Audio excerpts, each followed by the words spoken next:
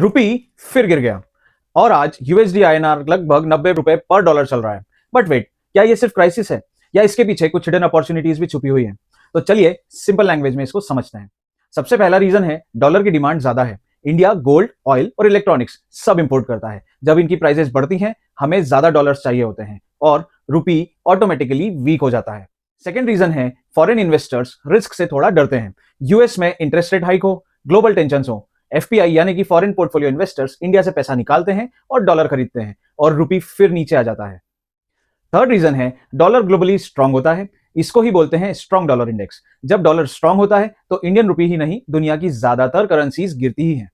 Fourth reason है India का trade deficit. Import ज्यादा है बट एक्सपोर्ट्स कम है। Demand for dollar is high but supply low. Result, rupee पे प्रेशर आता ही है। तो क्या ये बुरा है?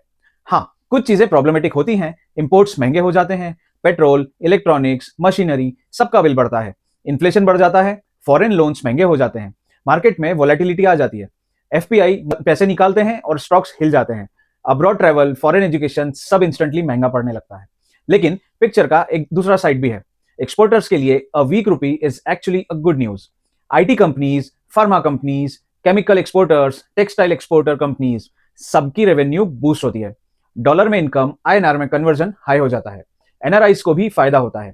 $1 का कन्वर्जन ज्यादा मिलता है और रेमिटेंसेस इंक्रीज हो जाती हैं। टूरिज्म और इंडिया की मैन्युफैक्चरिंग भी ग्लोबल मार्केट में थोड़ी सी सस्ती हो जाती है। अब आपके लिए अपॉर्चुनिटीज क्या हैं?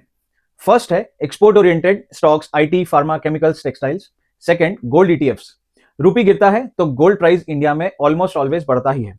तीसरा, थोड़ा एक्सपोजर ग्लोबल ईटीएफ्स या यूएस स्टॉक्स में।